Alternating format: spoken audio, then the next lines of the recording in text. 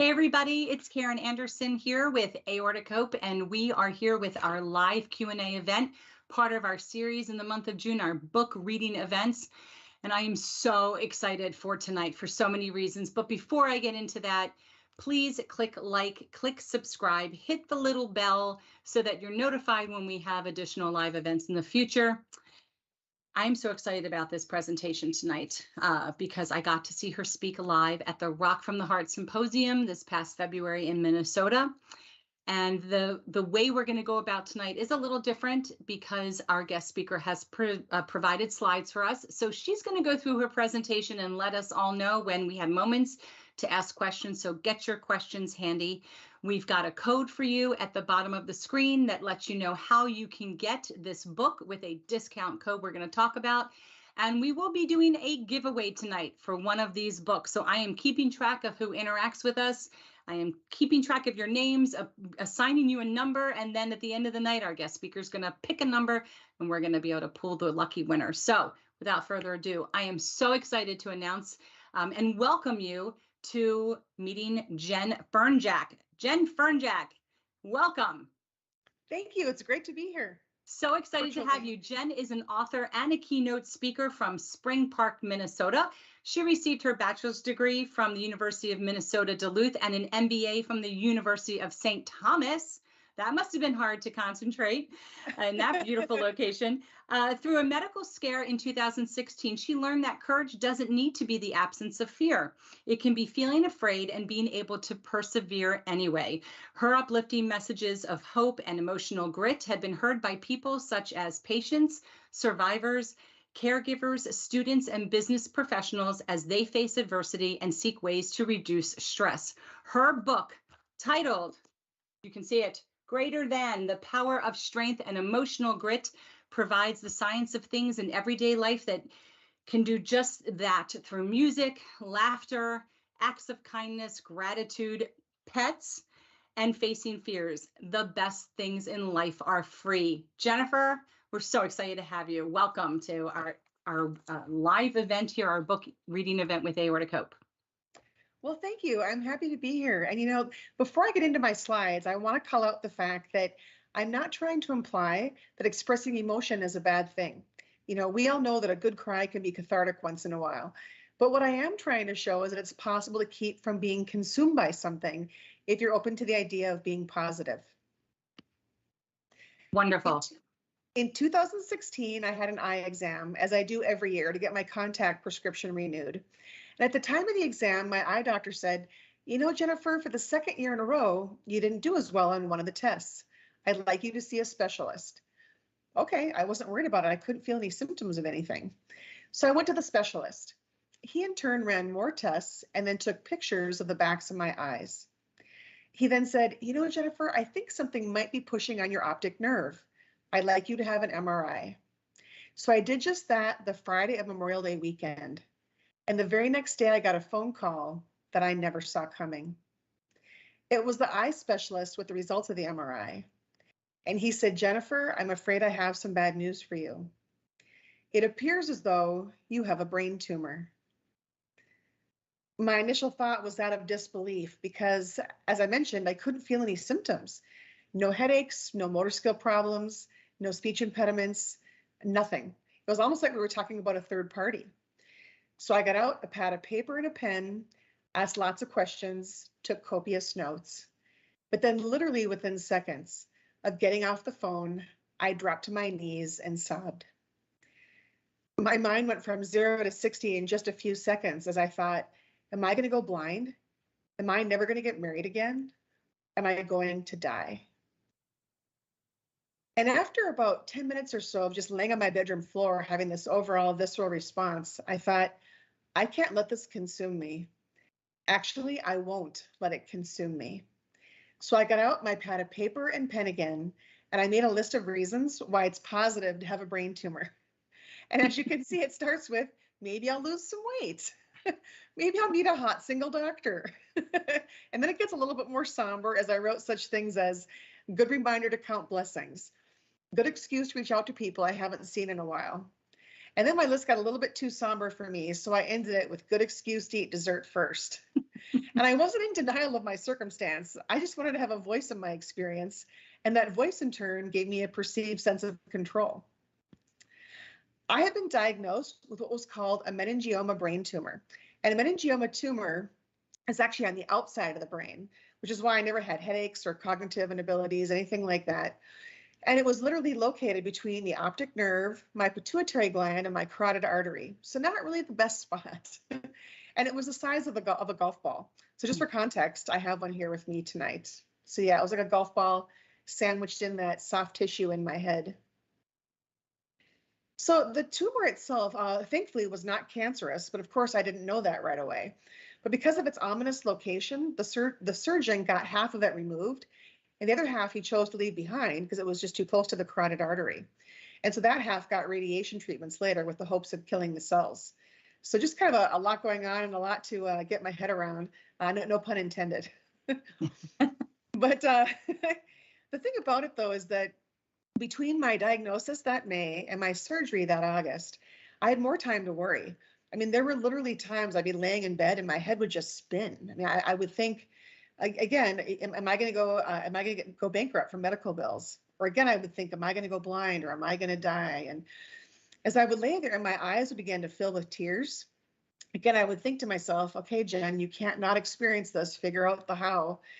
And so I would switch gears, and that's when I would begin to count blessings. And as I would lay there and count blessings, rather than have my mind just spin with lots of worry, I would think to myself, I'm so grateful for supportive family and friends. Or I might think, I'm so grateful for access to good health care. And the reason why I had the presence of mind to think I'm so grateful for access to good health care is because a few years earlier, my mom went on a mission trip down to Haiti when an earthquake happened. And I'm grateful to say that she made it out okay, but she chose to go back a few weeks later to volunteer with other medical professionals. And she mentioned that it was just so sobering to see people who had walked for miles with their son or daughter, and they would literally push their children forward and say something to the effect of, you know, could you please save my daughter? Or could you please help my son? And my mom knew that if they were here, you could actually address the underlying problem. Whereas there, after a natural disaster, they could just more or less just look at the symptoms. So for me to have access to good healthcare, I'm incredibly grateful for that. The thing about it, though, is that with my whole medical experience, I had a number of things to overcome. So as you can tell here by my slide, I literally have had a lifelong fear of needles. So I have passed out giving blood. I've passed out having a shot done. I've had blood. I mean, just you name it, IVs drawn. I've passed out.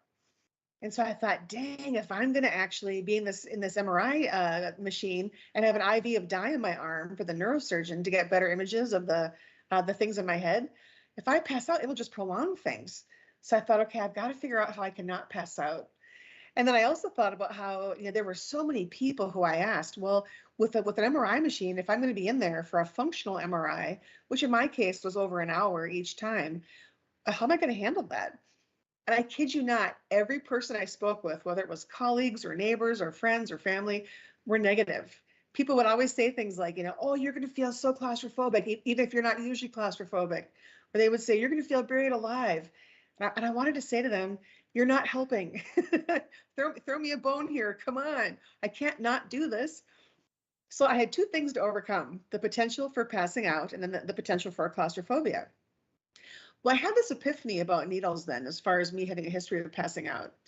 I thought, isn't it interesting how literally for decades, I've passed out on my dermatologist table, in the dental chair, you name it. Yet somehow in third grade, I got my ears pierced and didn't pass out. And that's 2 needles.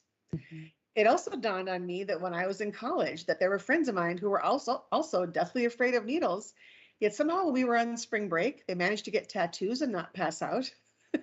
Well, then it made me realize that maybe it's not so much the actual needle that was the problem. Maybe it's how I was actually perceiving it that was the problem.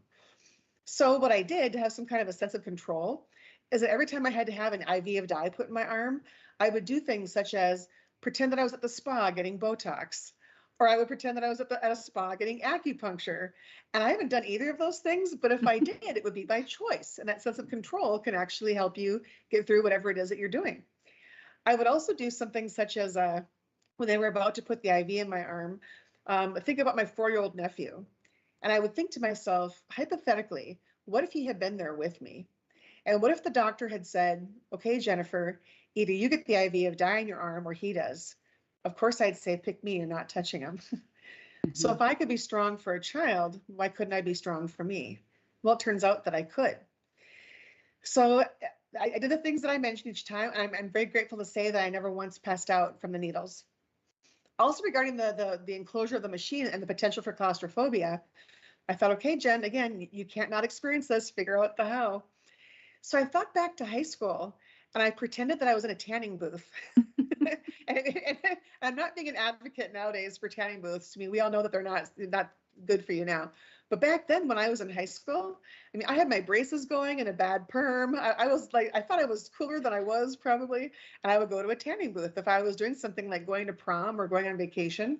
But it made me realize again, it's not the actual stimulus that's the problem. It's, in that case, it wasn't the enclosure that's the problem, it's how I perceived it. Because either way, whether it's a tanning booth or an MRI machine, you're still enclosed in it. But yeah, by thinking, okay, I'm in a tanning booth, I was fine. The other thing that I did is the night before surgery, out of respect for my family, I had asked my mom, my dad, and my dad's wife to sit at my dining room table. And I basically went through my healthcare directive with them. I mean, they knew about my burial wishes. They knew if I'd want the plug pulled if something happened. I mean, we had been warned that for me going into surgery, I might not come out.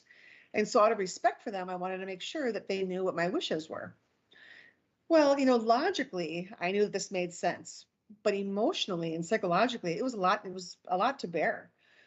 And so when we were done, I thought, okay, I just want to go take a hot shower and kind of like just regain my composure and get my head in a good place. And I thought, as far as taking the shower, I want to also have it as a moment of solitude. So I thought, I want to have some music that's relevant to me playing when I'm in the shower. And the reason why I say music that's relevant to me is because one person's good music is somebody else's noise, and so I wanted stuff that had some meaning for me. And so I happen to like old school hip hop. I also like what I call hair bands, like 1980s hair bands. So it could be like Motley Crue, Def Leppard, whomever. So between hip hop and hair bands, I took my shower. And it was interesting how all of a sudden I kind of had more of a spring in my step, metaphorically speaking, and just kind of, it took the edge off my experience. And the reason why I thought that music might actually help me is because for years I've noticed at stadium events, like say you're at some kind of a professional football game, or maybe you're at like a hockey game, all it takes is a little bit of We Will Rock You by Queen. And now you have thousands of people on their feet, clapping their hands. That's because music can help you feel better and take the edge off your experience. Well, I later learned there's actually science behind it. It can lower stress hormones and actually increase the feel-good chemical dopamine in your brain. It's also why people who are workout fanatics, whether they're using Nautilus machines or maybe they're running or they're lifting weights, oftentimes are wearing earbuds. And that's because having your own song list on your phone can make a difference in your experience and kind of motivate you to get through it. Well, it motivated me, and it basically helped me kind of regain my composure and face what I had to face the next day as far as going into surgery. A valuable lesson that I learned with all this as well is, even though I wanted to ask people about their experiences at the hospital with different tests and just kind of how they handled things and perceive things, I learned that one person's experience might not be somebody else's. So even though other people had a negative experience when it came time for their MRIs or radiation treatments or other kinds of things, it didn't mean that I had to. So I learned to take things with a grain of salt, and that carried a lot of weight going forward. My surgery would last for nearly 6 hours. After that, I spent time in a recovery room and intensive care before my own room for 8 days. And by the time my family could finally see me, they could tell that my face was swollen and bruised. My head was partially shaved, and I had stitches from the top of my head down to my left ear. And by the time they could actually approach me at my bedside, they could tell that I was laying in a drug-induced slumber, so they weren't quite sure what to expect from me in terms of cognitive abilities. So with that in mind, my mom began to lightly rub my arm. And as she did so, she said, "Honey, it's Mom." And I smiled. So they knew these wheels were still turning. And rather than fear what may lie ahead, my family chose to reflect on how far I had come. We had been told that the surgery may cause a blood clot, stroke, blindness, or even death, but none of those things happened, and my family is incredibly grateful. And the great thing about gratitude is that just like music, it can also lower those stress hormones and increase the feel-good chemicals of the brain, which is part of why it helped them. So in this slide, you can see where my stitches were. So this picture is a little bit creepy, but I own it. I'm like, okay, this is part of my experience. It is what it is. So you can tell where the hair was partially shaved and where the stitches were. And in this picture, you can tell that the hair is beginning to grow back and that my stitches have been removed. And I showed this picture to a friend of mine a few weeks after it was taken. And he goes, oh, Jen, no offense, but that picture is kind of creepy. And we laughed about it. But I thought, what a great example of perspective, because what was creepy to him is beautiful to me, because the picture shows that I was healing. So people will ask me, you know, Jen, do you think that emotional grit and just being able to persevere through things is nature or nurture? And I can't speak to the genetics of it, but I can tell you that as far as the way that I was raised and things either happened to me directly or things that I heard about from other people did make an impact on how I was able to kind of just get through things and persevere. I know a good example of this took place back when I was in college. And I went to college up in northern Minnesota, up by Lake Superior, where it's cold pretty much all the time. And my sophomore year, one time in particular, I was running late for class. And I couldn't find my mittens to make matters worse. And I thought, oh man, I've got to get to campus. I don't have time for this. So, not one to be defeated, in lieu of mittens, I put socks on my hands. That was kind of my contingency plan. Well, then when I got out to my car, the car doors were frozen shut. And I was like, dang it, I don't have time for this. So even though my car doors were frozen shut, I thought, okay, I've got to figure out the how. Well, somehow I was actually able to jimmy open my hatchback. So I crawled over the spare tire. I drove to class. But when I got in the classroom, I thought, well, this is too funny to not tell people. So I showed the classmates my socks on my hands, and people were laughing. Well, there was one guy in particular who wasn't that impressed. He kind of sat back in his chair and had his arm on it, and he goes, "Oh, Jennifer, that's nothing." And I said, "Oh, really?" He goes, "Yeah, see that guy over there?" And I was like, "Yeah." He goes, he had to actually walk to school today in this weather, and he couldn't find his mittens, so he wore oven mitts. And I thought, did I just get upstaged by oven mitts? But I thought it was just so funny because when you grow up in this cold climate, you can't not experience the cold. You figure out the how. You kind of, and maybe it's not ideal. You know, maybe there's a circumstance where it's a new normal for you. Maybe you moved here as a kid, you weren't born here, but you're having to adjust to it. You just learn to persevere in that climate and have kind of a hardy mindset. So that definitely made a difference for me. I know that an experience my mom had also made a difference in how I tried to perceive things and persevere. She's done volunteer work down in Mexico and other countries for, oh gosh, probably close to 40 years. And about 25 or 30 of those trips have been to this particular orphanage down in Reynosa, Mexico, which is just over the border from Texas. And on one particular trip, she noticed that a lot of the caregivers there and a lot of the orphans had shoes that were worn through. So she thought, oh, well, I want to use the funds that I've raised for this trip and buy them new shoes. And so she was all excited. But then she realized, she's like, wait a minute, I can't really ask people what's your shoe size because chances are they're probably wearing shoes that are the wrong size. I mean, the little kids probably inherited their shoes from older kids, or maybe an organization donated shoes and you were just grateful to get some, even if they didn't really fit appropriately. And so she thought, oh man, what am I going to do? Well, again, rather than think, okay, well, I guess I'm just not going to be able to do this, she learned to persevere and try to think through it. So without missing a beat, as the children began to gather around, she asked somebody for pieces of paper and a pen. And it was then that she got down on her hands and knees and she traced their feet.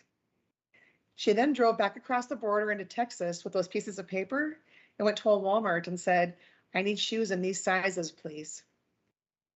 Phenomenal example of how sometimes when you do the best with what you have and all that you can, sometimes that can be enough. It's not ideal, but in the end, it ended up working out okay. I've also thought about a story that took place at the Field of Dreams down in Dyersville, Iowa. Now, of course, The Field of Dreams is named after a movie with Kevin Costner that I think it filmed back in the 1980s, if I'm not mistaken, but great movie. And when I was in Iowa for work, I thought, oh, I want to stop by the field and check it out myself. So as I went to the field, and it was just a phenomenal experience just to be there and kind of take it all in. There was the farmhouse and the field itself, and I could actually see the corn behind it. But as I'm there in person, I thought about how Kevin Costner played this farmer, and how as this farmer he kept hearing this voice that would whisper, "If you build it, he will come." So without missing a beat, he decides to carve a baseball diamond out of this field of corn. Well, once this baseball diamond is there, he can then begin to see the ghosts of players past begin to emerge through the stalks of corn to play ball. Well, one of those players is a younger version of his dad. And in one scene in particular, he asks his dad, "Want to have a catch?"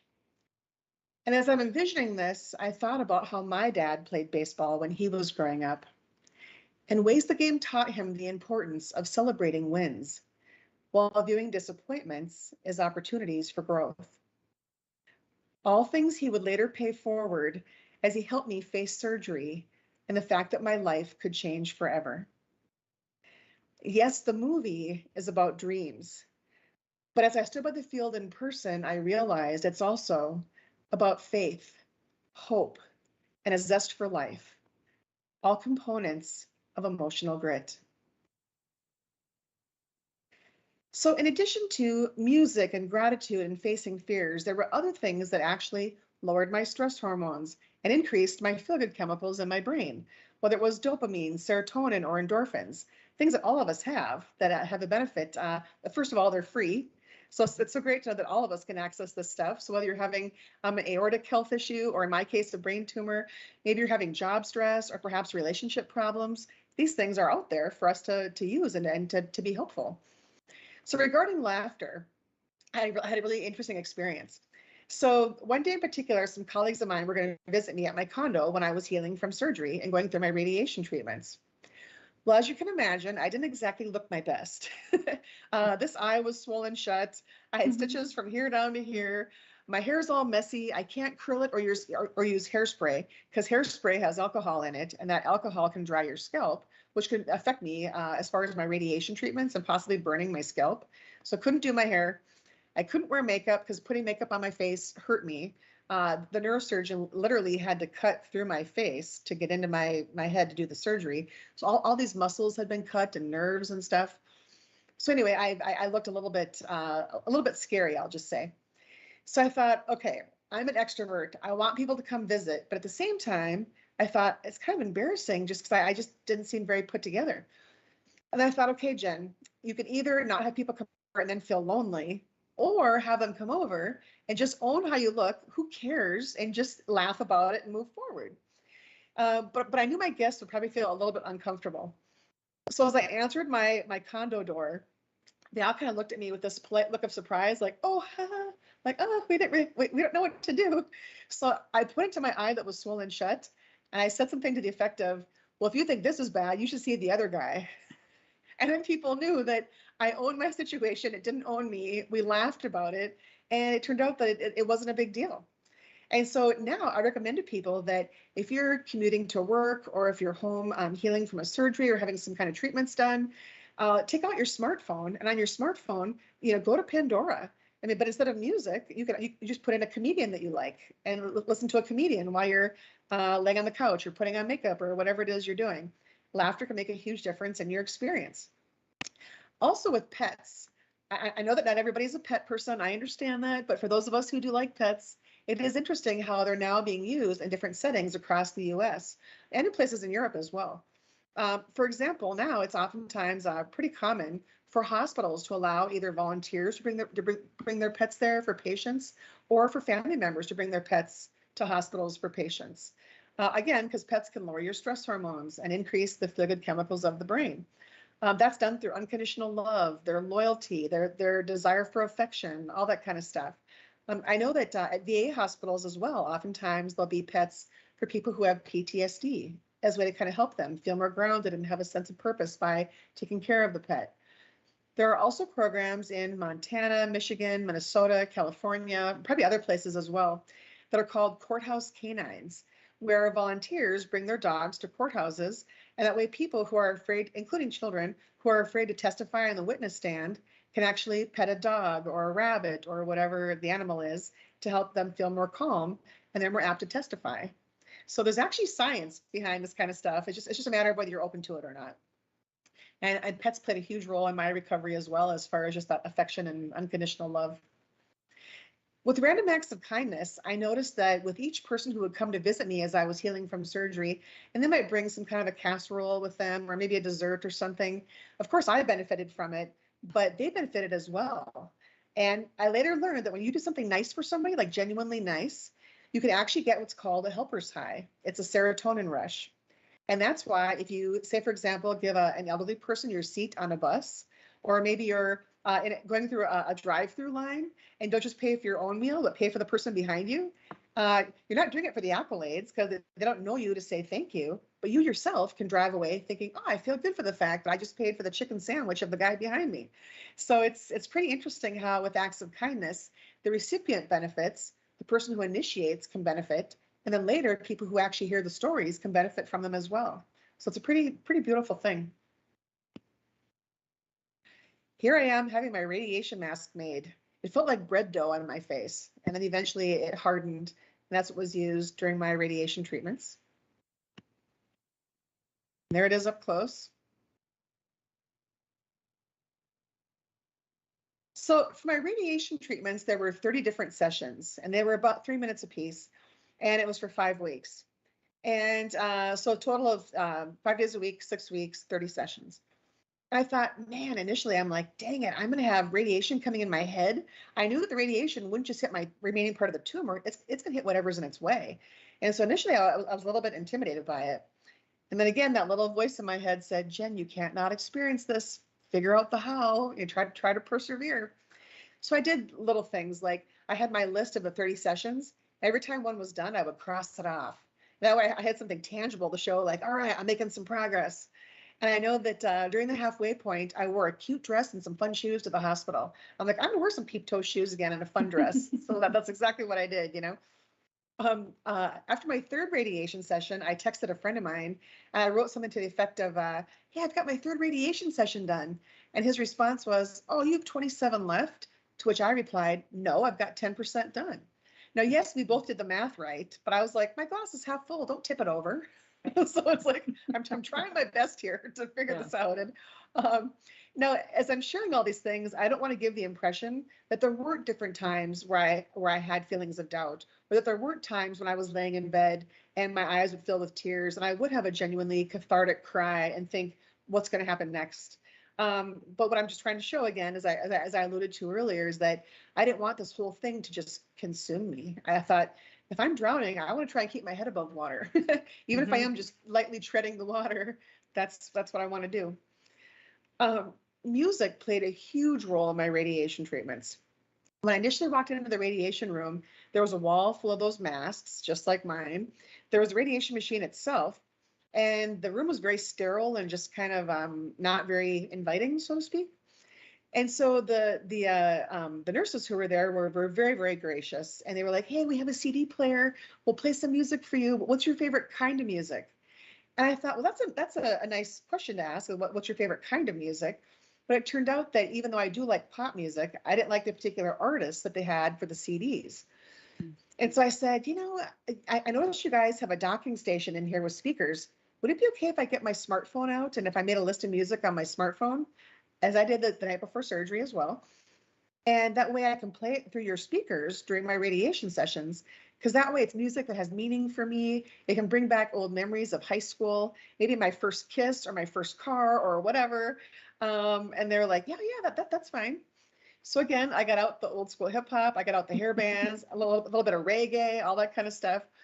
And by doing this and having songs that were familiar to me, I could also quiz myself on the lyrics. So I got lost in the songs as I was in the radiation sessions. Well, one day in particular, the song of the day was the Sugar Hill Gang's Rapper's Delight. And this song, I think, came out probably like late 70s, early 80s, a long time ago. But it starts out kind of disco-y, and then the guys start rapping over it. It's a very, very catchy, kind of an upbeat song. So I'm lying on the radiation table. I have my arms against my sides. I've got my mask on. I can't move, but I'm dancing on the inside, mind you. And the radiation tech goes and turns on the music. Well, then as part of his job, he has to go into an observation room. And that's where he actually turns on the radiation. That way he's not exposed to it at all. And in that radiation room, there's a microphone to give me directions if need be, a wall full of computer screens, and then a huge window to actually see me.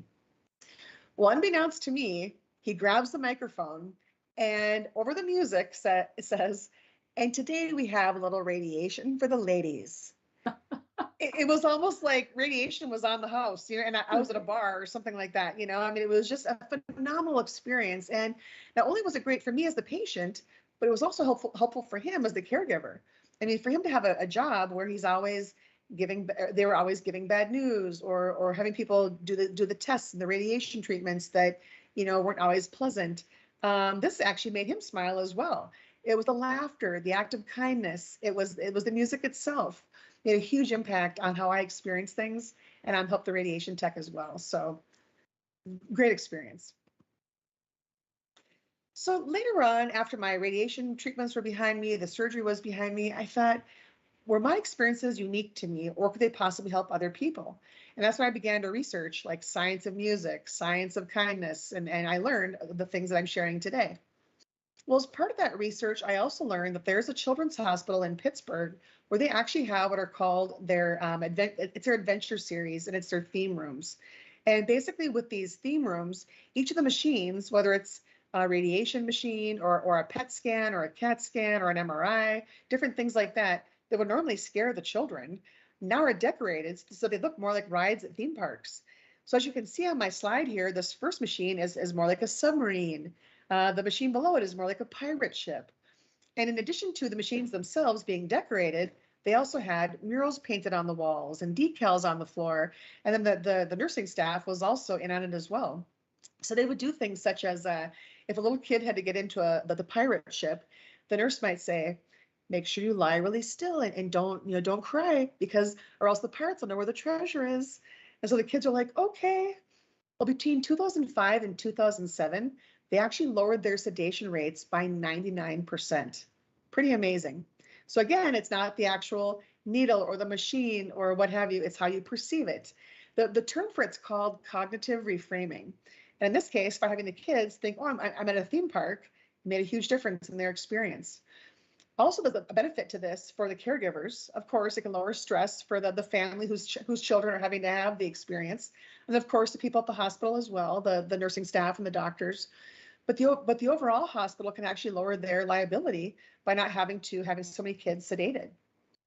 I also thought about how adolescents, this is more like teenagers, aren't going to care about a pirate ship per se, but what if they were encouraged to bring their smartphone to the hospital just like I did, and they could have their own list of music, or they could have a white noise app on their phone. Maybe the white noise app has the sound of waves, or it has the sound of crickets, and the person could then pretend that the enclosure is a tent and they're camping or they're at the beach. So it's pretty cool stuff.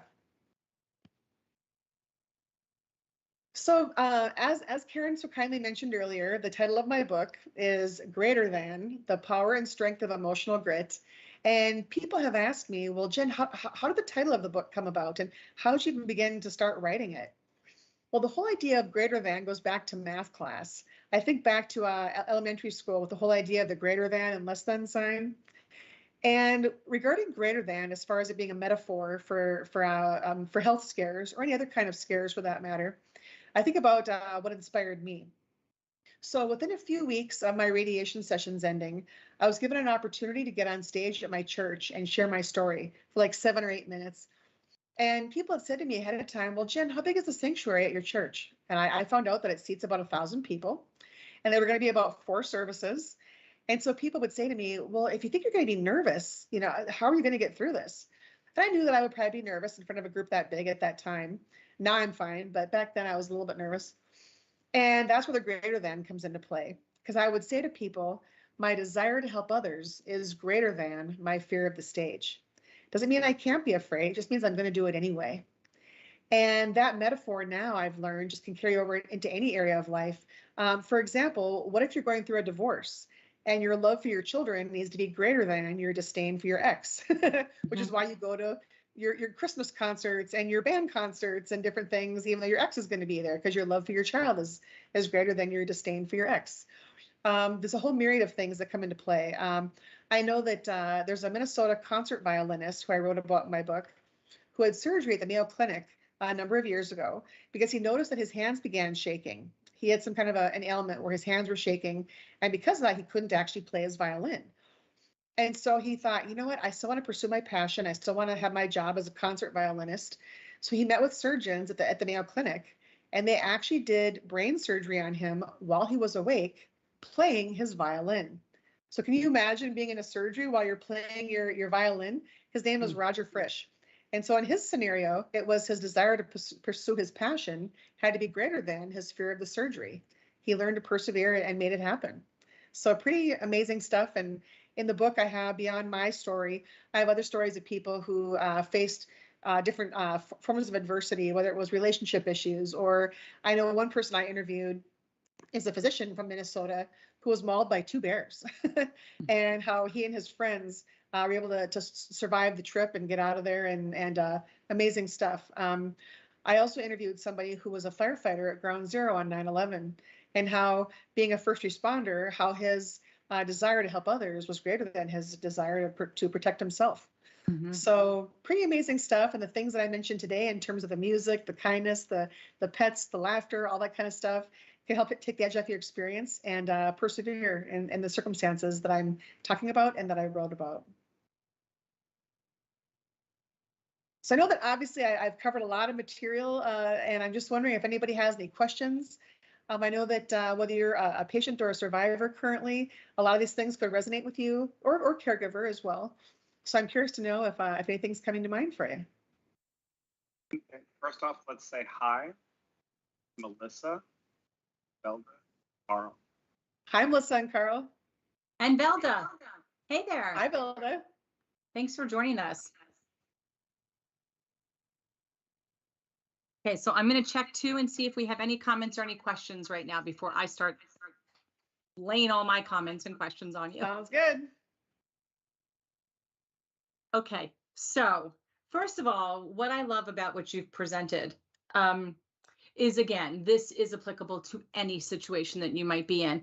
When you talk about flipping the script and changing the narrative, and some people would say it's just such like, it's not tree hugging sentences. It's just like these catchphrases. No, but they're real. They are real. And sometimes this most simplest concept, which is really what I feel is the crux of your book, the simple concept, having them put right in front of your face. It's like, oh my God, how did I not see that? How did I not think about that?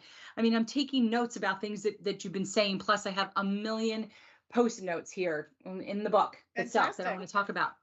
But so when you start off talking about needles, I never even once gave thought to thinking, how could I reframe the concept of needles? Now, what I did come to terms with years after my dissection was when I go to the ER, for instance, when I've been to the ER or I'm in triage, I can't have too many people moving around me at one time. It freaks me out.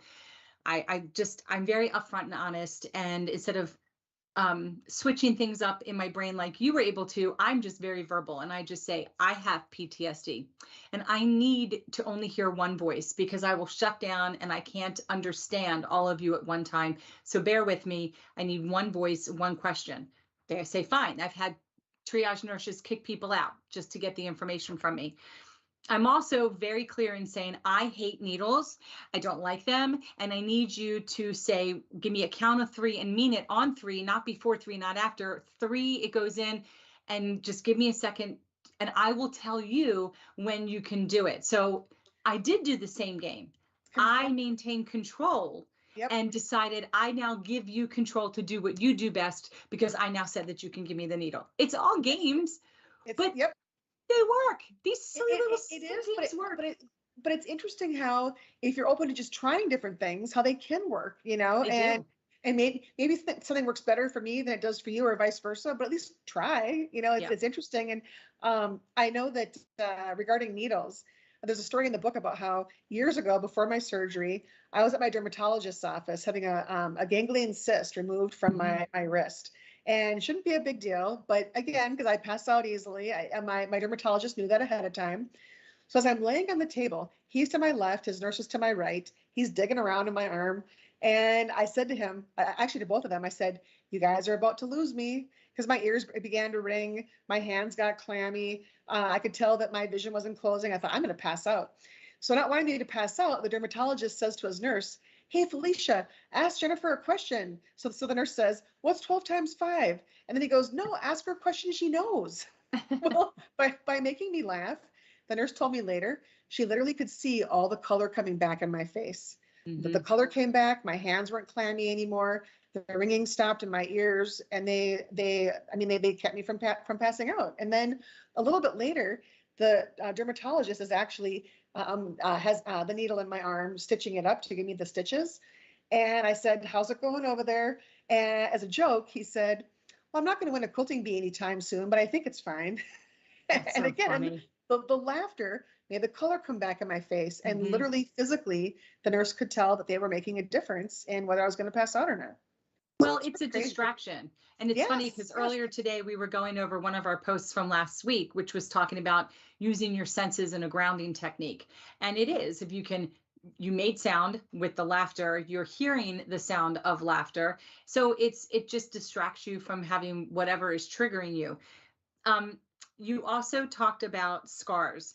And it is interesting to have people's perception of a scar, whether it's creepy or it's actually healing. And so since my dissection, ended up having an ostomy from complications of Crohn's. And, even myself, when I was uneducated, I didn't even know what it was.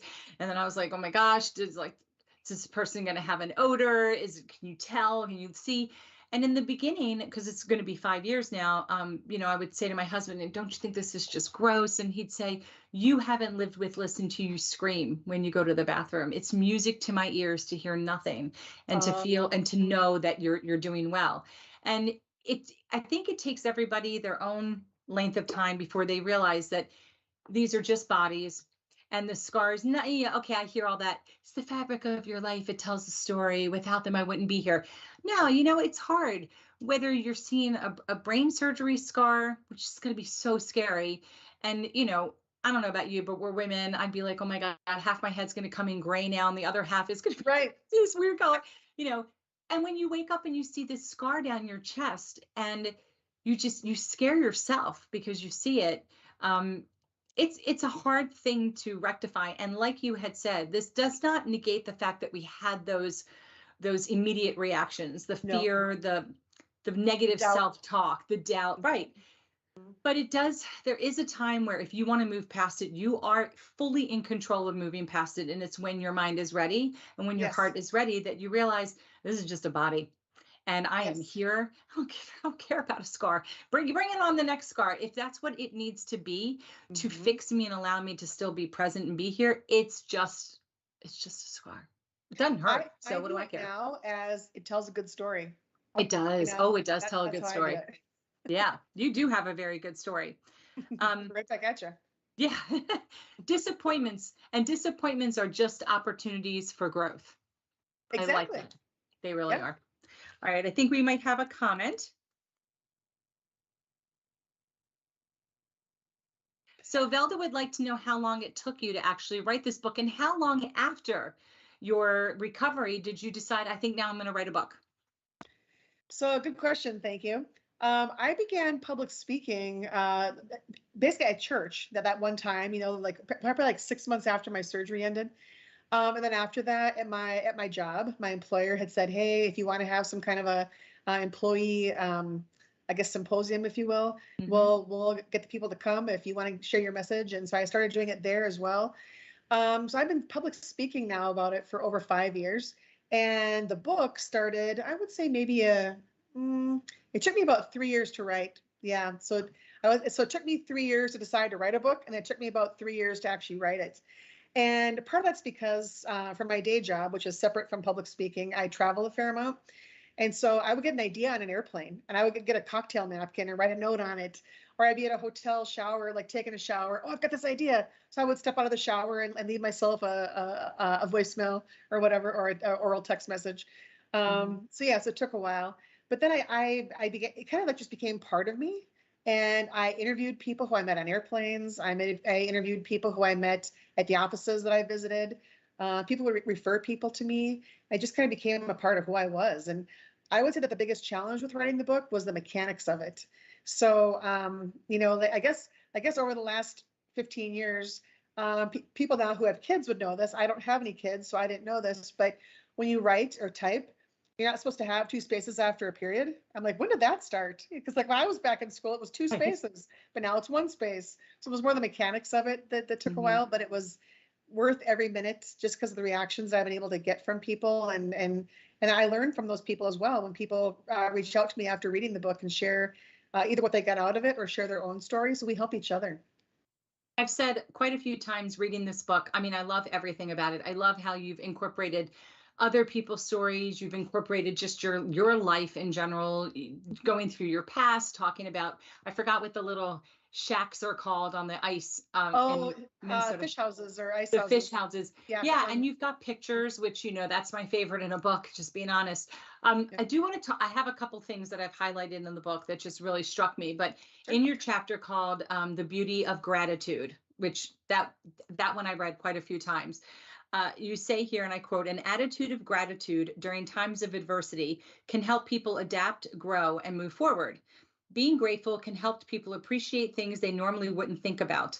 The more gratitude is expressed to others, the better they'll feel. It's my eyes. The better they'll feel too, thereby promoting feelings of connectedness during times of need. And I just, again, it's the simple things. And while it's been 7.5 years for me, and I do this, I live this with my board every day. Sometimes you just need a 2 sentences. You need a sentence to remind you that less is more. And it really is that simple. This doesn't need to be, you don't need to overthink gratitude and flipping scripts and changing narratives. You don't need to overthink it. You need to just get the spark to think it.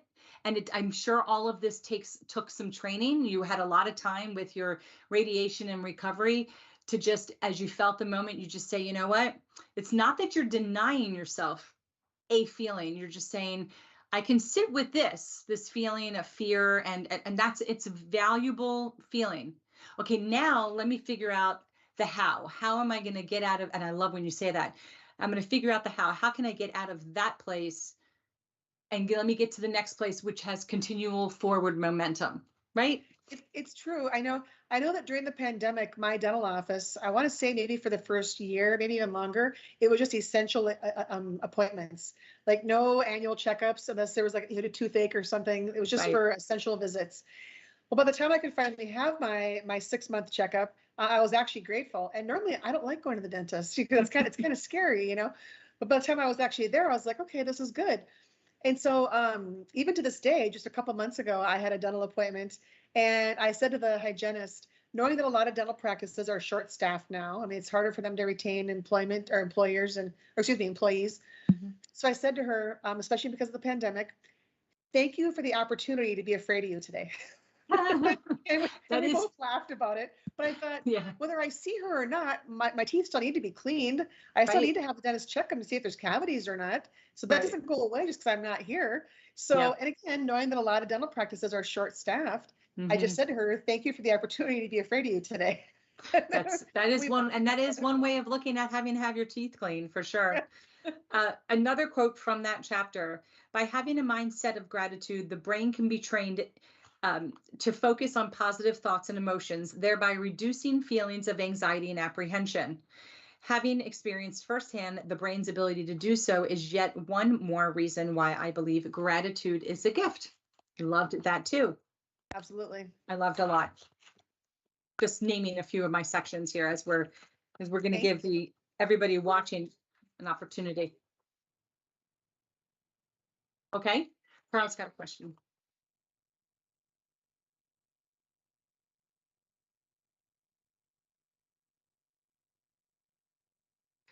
So the question is, have we found people in our community that after having had open heart surgery are feeling a little bit more joy over the fact that they survived?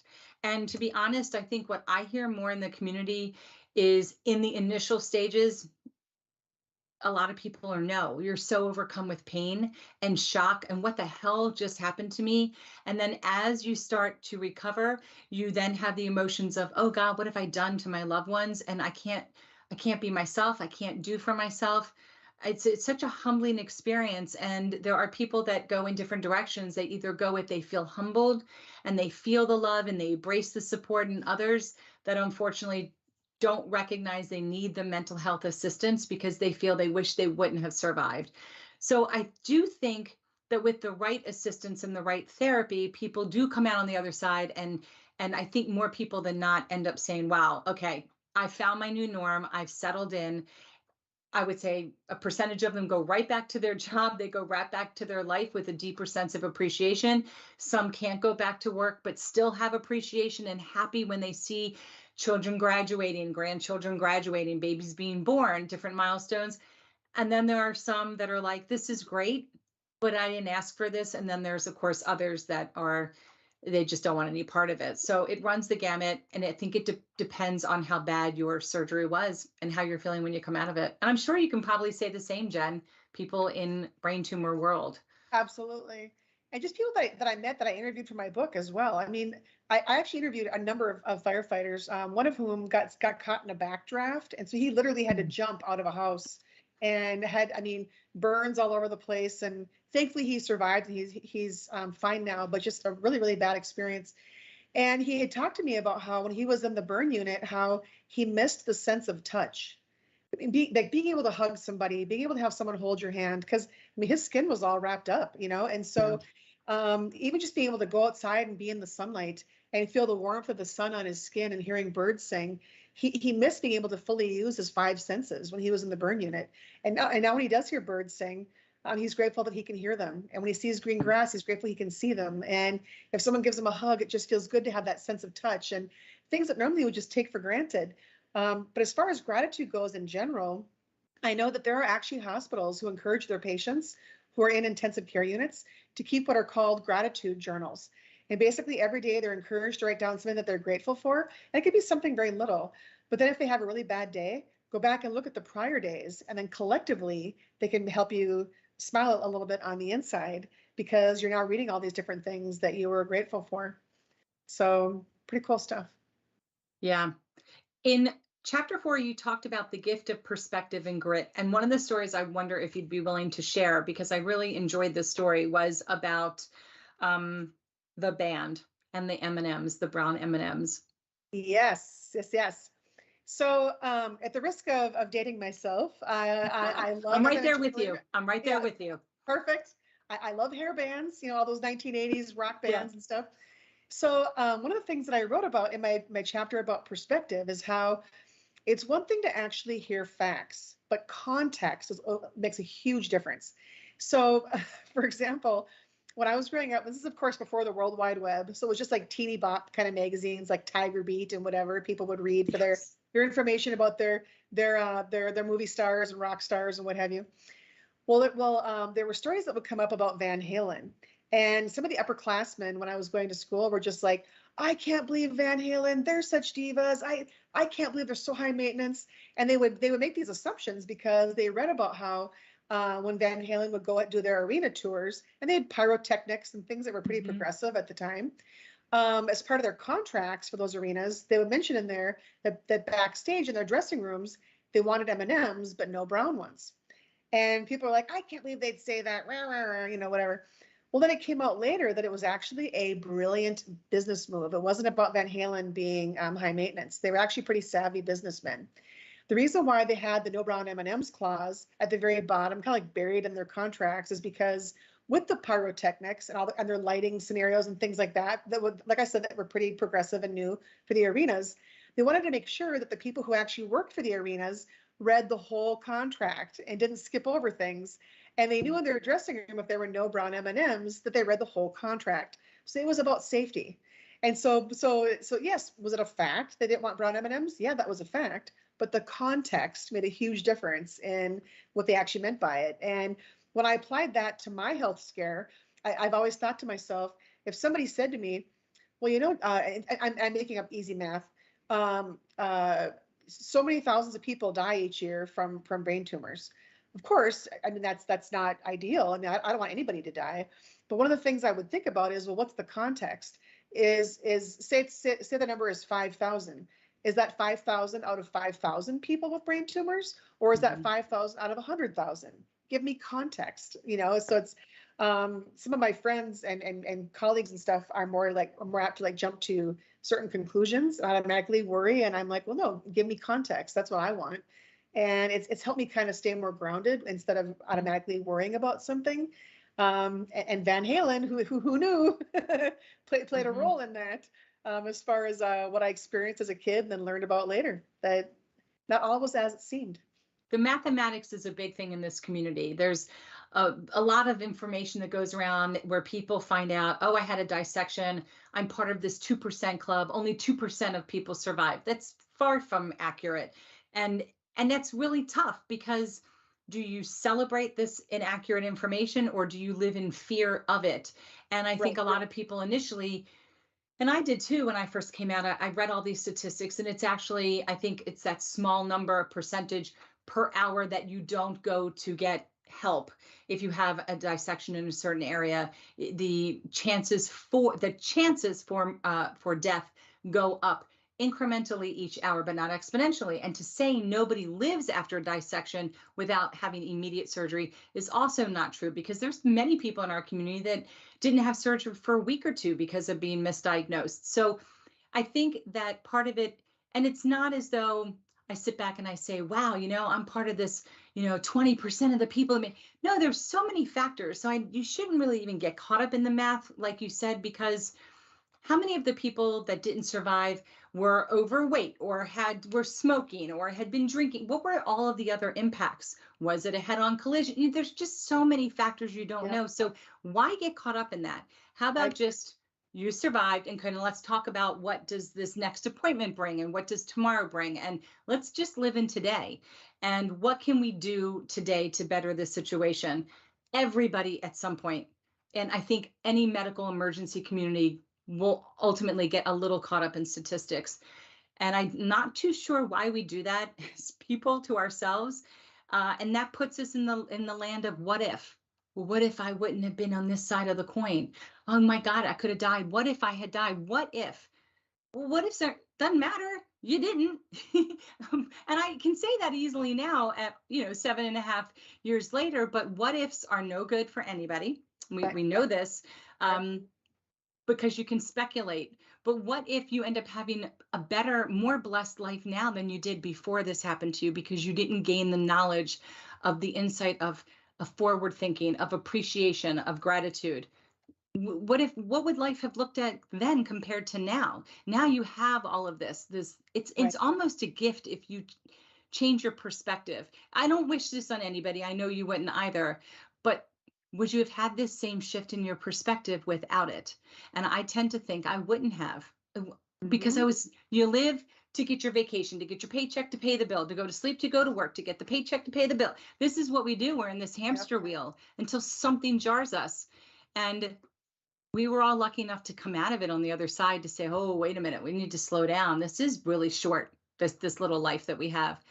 And to worry about a scar, to worry about the percentages.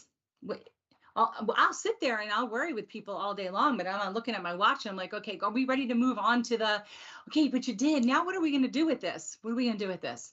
But that optimism does not exist in the beginning. And I think it's normal. I definitely think it's normal. I agree completely. And trying to be more optimistic is sometimes as an art, not a science, and it could take some practice, but there's actually something that scientists call neuroplasticity. Yes. And I can say it, but I can't always spell it. So neuroplasticity is the word, but basically it's one where if you continue to try to be positive, it can actually rewire part of your brain, which sounds, I know it sounds kind of hocus pocus, but I swear it's legit if you look it up.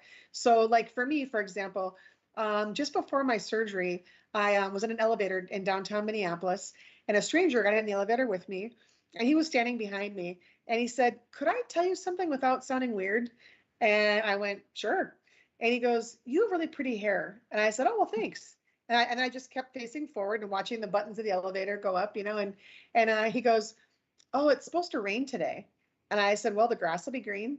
And he goes, well, yeah, but then I have to mow it. And then I said, well, it's good exercise. And he goes, I'm not going to win this conversation, am I? And I went, nope. And then I walked out of the elevator, and I can hear him still laughing, behind me by the time I'm out of the elevator. But literally with trying to be more optimistic, which again, art, not a science, it's not always perfect, but what initially can take some effort, after a while can become a habit, and after a while can become a mindset. Right. And so it's, I know people have said to me multiple times over the last 6 years, well, Jen, if your kind of tumor grows super slowly, which they do, don't you wish it was discovered like 10 years earlier, because then it would have been smaller? And my response is always no. And people are like, okay, why would you say that? And I'll say, because the technology to treat it 10 years before would have been different. I'll take today's technology, not 10 years ago technology. So I was trying to, I have a better mindset about it, because I couldn't control it. It wasn't discovered earlier. It was discovered when it was discovered. So that's such a good point, because for so long, I had my surgery in 2015, and I went back. Okay, this is how I was, like the general population. I went back scoured through all of my medical records, looking for the missing link.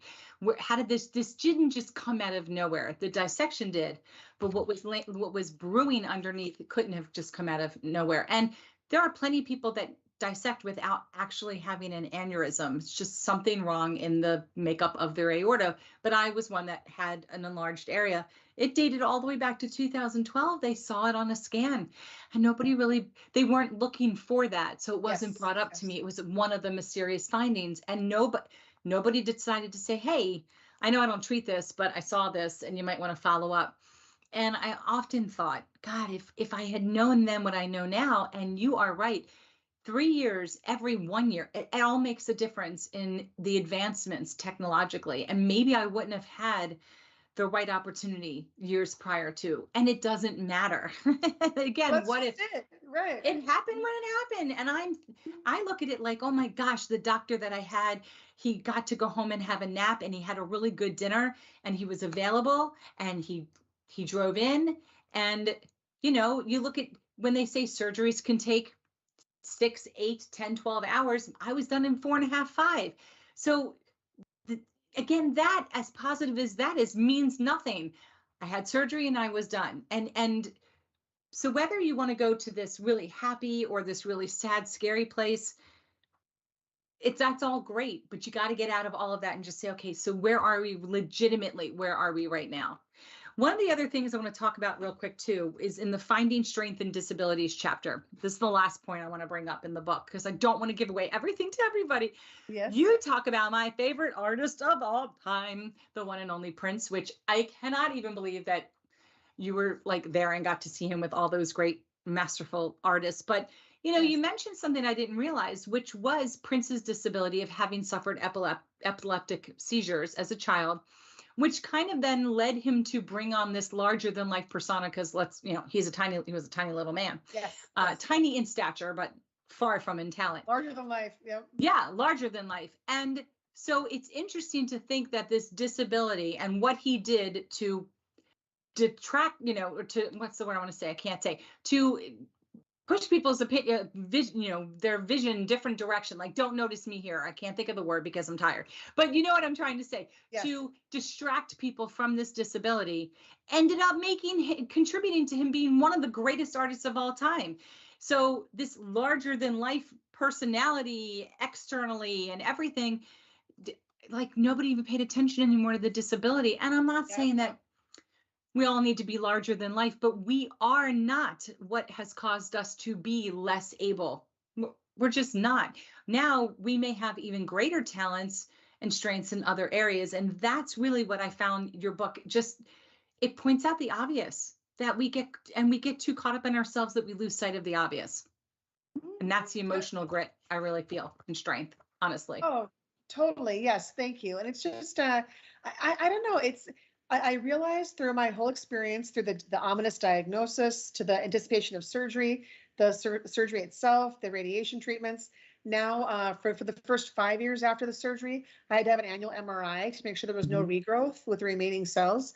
And now I'm on an 18-month schedule because so far there hasn't been any kind of regrowth. But you know, throughout the whole process, I literally have learned the best things in life are free. And I know that that sounds super cliche, but I'm being totally legit. I mean, like I've always taken for granted being able to hug somebody or hold someone's hand until I talked to that firefighter from the burn unit. You know, I know for me, knowing that going into surgery, that first of all, that I might die in surgery, I could have had a stroke in the surgery, I could have had a blood clot, you name it, to actually come out. I'm incredibly grateful. And like it got to a point where at my former job, the guys that I worked with would give me a hard time, and they'd be like, "We get it, Jen. You're grateful. Stop talking." Because like every day, I'm just so grateful to be here. And But we have to also acknowledge, though, that there are people who have had strokes and major complications and are still years later, you know, really experiencing a lot of difficulties. And yet, I will say one of the other things I wrote down was when you were talking about acts of kindness. And the first thing that came to mind for me and my community is if people would share their story, even if it is a story of that nature, of these complications and what they're experiencing, the gift that they're giving others is immeasurable, because number one, people are being validated on some level when they hear somebody else's story. Yeah, whether you come away saying, wow, your situation is really worse than mine, I feel more grateful, or they come away saying, you know, something like, even if it's just the opposite, more than likely they're coming away saying, wow, you know, I could have experienced that. I could still experience that. This gives me a question to ask my doctor. I'm now educating myself. There's more positive that come out of sharing your story. And even if you are in a darker place with more continual complications, you're still here. You're still here and have the ability to make change. And that takes a lot of strength. It takes a lot of grit, and it's going to take even harder work to flip your own personal script, to find, even if it's that smaller percentage of your day, that's like, for the last hour, I didn't think about this. I enjoyed watching a child play in a park, or I enjoyed petting my dog. And that's where all those other tools come in, I think, and increase the dopamine. Absolutely. No, I agree completely. And it's just, and for me, there's still that ominous thought about how I still have half a tumor in my head, you know, and the thought is that the MRIs will see, hey, is there regrowth? Hey, did the radiation treatments just stun the tumor, or did it actually kill the cells? Right. You know, I don't know. And so, I had that kind of sitting out there in my mind. I know that, but by writing my book and by being able to share my story with others, even before I began public speaking, just being able to talk about it with friends or even strangers on airplanes, it's almost like it's giving me a kind of a sense of purpose. And it makes me, you know, feel good to see how I can help other people. And then I know one thing that I did 6 months after my surgery, I had to have an MRI to make sure that there was no collateral damage from the radiation treatments and different things. And it turns out that there was some damage to my pituitary gland, but that's being monitored. But as part of that, I'm in the MRI machine, and I thought to myself, what am I going to find out today? Because I thought there could have been collateral damage from the surgery, from the radiation treatments. You can't see what's inside your head, you know. So it's just I just didn't know. Yeah. And so as I laid there in the machine, my eyes began to fill with tears, and I just thought, is my life going to change now? And then again, I thought, okay, Jen, reel yourself back in here. So what I did in that setting was that I began to pray, but I did it for other people. And as I laid there and I thought, God, please help grandma not feel lonely. Like, please protect my dad and his wife as they travel, and my mom on her mission trips.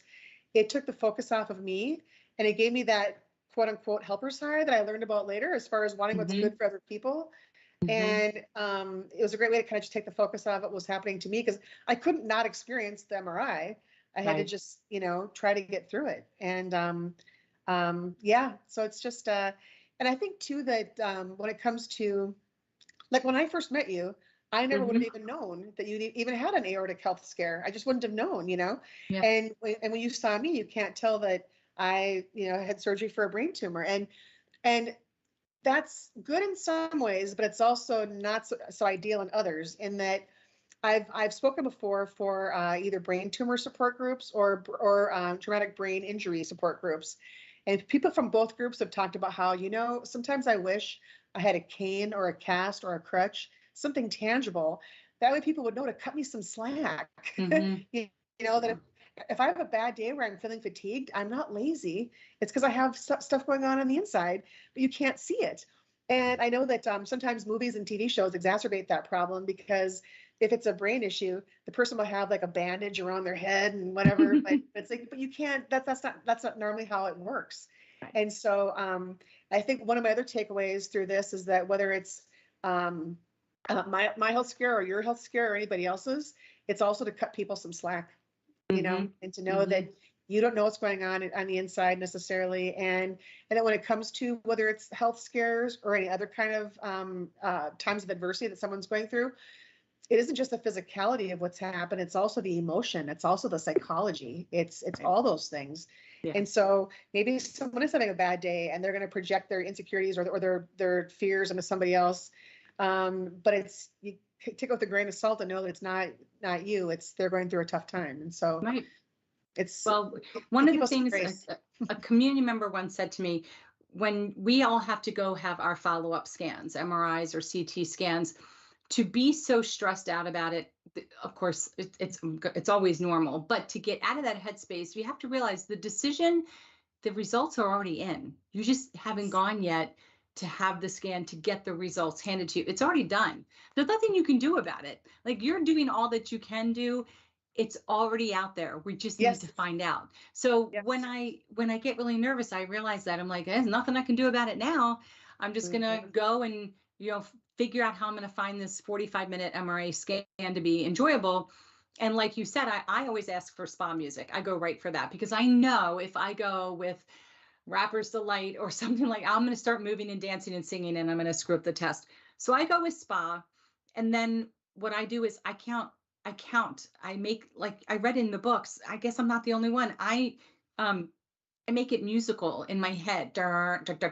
Like, I'll go 1, 2, 3, 4, 5, 6, 7, 8. And I try to count the series. And I'm like, okay, well, if that was 68 sounds, is the next one going to be 68? Oh no, that's a different pattern. And next thing you know, 45 minutes is up. And I either have fallen asleep and I'm dreaming, or I've been counting in series of 4s, or counting and or doing this in my head. And I know they see my toes and my fingers going, because it's like this weird OCD. I can't help it. You hear it. I have no choice. And I don't even remember that I'm in the tube. I'm so sucked into, can I count that high? Right. Yes. And it's all distractions. Totally. There's a term that I wrote about in the book called highway hypnosis that I had never even heard of the term before, but I was explaining to somebody about how one day in particular, during my radiation session, again, I have the mask on my face. I can't even move my head. But the song of the day is a rap song that I like from back in high school. It's called It Takes Two by Rob Bass and DJ Easy Rock. Oh my gosh, yeah. So side note, we're definitely going to have to find a way to go to a 90s like collaborative concert with like Salt and Pepper and Coolio and all for you, because I feel like we would really enjoy ourselves. But go ahead, please continue. Totally, yes. So when this song is playing, I'm laying on the table, and in my mind, I'm challenging myself to actually quiz myself on the lyrics. So so in my mind, I'm going, I want to rock right now. I'm Rob Bass and I came to get down, and I'm like da da da da. Well, the thing is, my radiation session is I think it was like just under 3 minutes long, but the radiation all of a sudden turns off. And I kid you not, for a split second, I was irritated because I wanted to finish my song. Right. Okay, I shouldn't want more radiation in my head, but it's like I forgot where I was, Yeah. Well, knowing that I forgot where I was telling someone about this, and she goes, "Oh, have you ever heard of highway hypnosis?" And I was like, "No." She goes, "Well, when you're driving home from work or someplace routine, do you ever find that when you get home, you're like, okay, how did I just get here? Like obviously you've got here safely, but it's almost like you were like zoned out the whole time." Mm-hmm. Well, that's what she equated my experience to with the music. With the music, because it was relevant to me, because it was songs that I was familiar with, and I got lost in the songs. I literally had the opportunity to forget where I was. And that's a gift when you're in an ominous, medical situation where you're not sure what's going on. And I also learned that there's this term that psychologists use that's called salient stimulus. And salient stimulus is one where a stimulus is going to have more of an effect on you if it has meaning for you. So that's why oftentimes hospitals will ask a patient, what's your favorite kind of music? And say I said hair bands. Well, the thing is, and I happen to like Def Leppard. Well, what if the band they end up playing the whole time is Whitesnake? Well, and what if I don't like Whitesnake that much? I mean, yes, it's still a hair band, but it's not my favorite kind of music. Right. So I wish hospitals were more apt to say to their patient, hey, make that list on your smartphone, bring it with you, we'll put it in our docking station, and that way you can hear those songs that can actually increase your dopamine levels more so because of the fact that they resonate with you. Yeah. And there's actually studies of people who have Parkinson's disease who are less apt to shake if they dance to music that's relevant to them because their dopamine levels are up. Yeah. So isn't that amazing? Cool. Totally amazing. I want to just check in and see if we have any other comments or questions. And again, if you're seeing this on replay, don't hesitate to leave a comment or a question. We'll be sure to get back to you.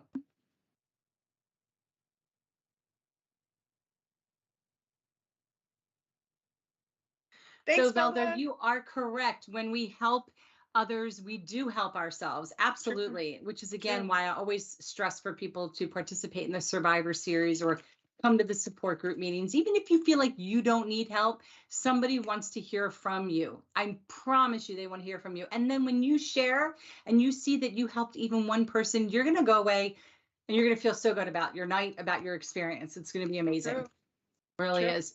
We are at that part of tonight where we're going to pick a winner. And so really, we've had 2 participants, I believe. I'll make sure. We've had 3 participants. I think it was Velda, Carl, and Melissa, correct? So Jen, I know that you were willing to give away a book. Yes. Aortic Hope would like to go ahead and pick up the other 2 books to give away to the other 2 readers. Thank you. We're going to be giving a book away to all of the, to the other participants. Everyone. Melissa, Velda, and Carl, everybody gets a book. I'm like Oprah. Everybody gets a book.